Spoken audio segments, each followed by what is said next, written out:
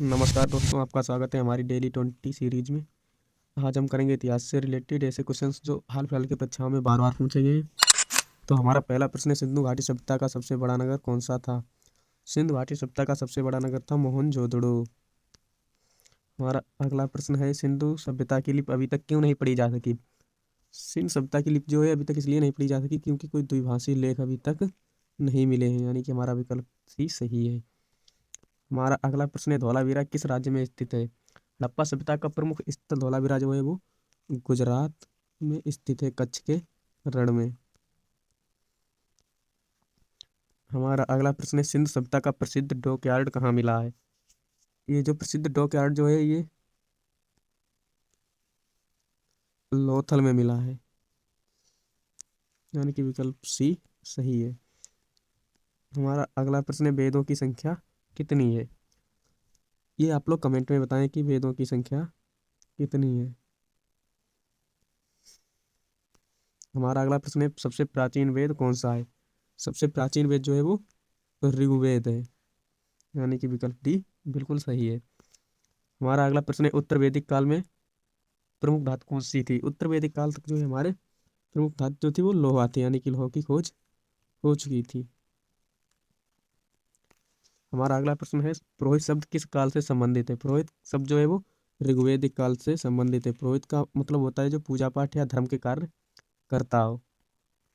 हमारा अगला प्रश्न है, नौवां प्रश्न है, महावीर का जन्म कहाँ हुआ था? महावीर का जन्म जो है वो वैशाली के पास कुंड ग्राम में हुआ था, यानी कि विकल्प बी बिल्कुल सही है, जो कि आज बिहार में है।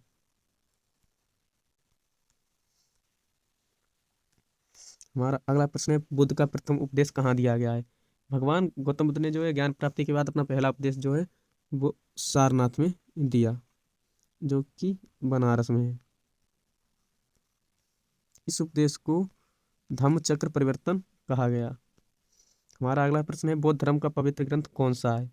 बौद्ध धर्म का जो है पवित्र ग्रंथ जो है वो त्रिपिटक है, जिसमें सुत्त पिटक, विनय पिटक और अभिधम्म पिटक पिटक शामिल है, यानी कि विकल्प बी सही है।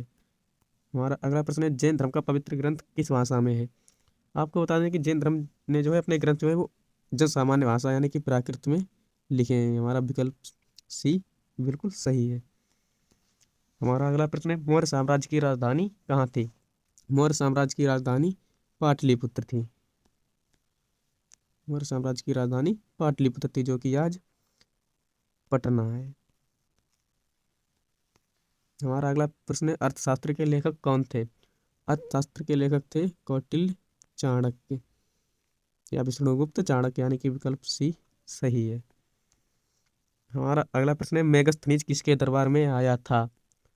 मेगस्थनीज जो है वो चंद्रगुप्त मौर्य के दरबार में आया था, यानी कि विकल्प सी सही है। हमारा अगला प्रश्न है, गुप्त वंश का संस्थापक कौन था? गुप्त वंश के जो संस्थापक थे वे श्रीगुप्त थे। श्रीगुप्त, यानी कि विकल्प डी सही है। बहुत से लोग जो है वो समुद्रगुप्त को टिकट कराते हैं। आपको बता दें कि समुद्रगुप्त गुप्त वंश का संस्थापक नहीं था। हमारा अगला प्रश्न है, भारत का नेपोलियन किसे कहा जाता है? भारत का नाम नेपोलियन जो है वो समुद्रगुप्त को कहा जाता है, क्योंकि ये कोई युद्ध नहीं हारे थे, इसलिए इन्हें भारत का नेपोलियन कहा जाता है। हमारा अगला प्रश्न है, गुप्त काल को किस लिए जाना जाता है? अगर आपसे पूछे कि गुप्त काल को और किस नाम से जाना जाता है, तो हमारा सही प्रश्न है, ये सही उत्तर है स्वर्ण युग। गुप्त काल को जो है वो स्वर्ण युग के नाम से भी जाना जाता है। हमारा अगला प्रश्न है, नालंदा विश्वविद्यालय किस काल में प्रसिद्ध था? नालंदा विश्वविद्यालय को है जो सबसे ज्यादा ख्याति मिली वो गुप्त काल में मिली, यानी कि हमारा विकल्प बी बिल्कुल सही है। हमारा आज का आखिरी प्रश्न है, हर्षवर्धन किस वंश से संबंधित था? हर्षवर्धन जो थे वो पुष्यभूति वंश से संबंधित थे, यानी कि पुष्यभूति वंश के थे, इसलिए हमारा विकल्प सी बिल्कुल सही है। तो आज के लिए इतना ही, मिलेंगे कल नए एक वीडियो में, तब तक के लिए जय हिंद जय भारत।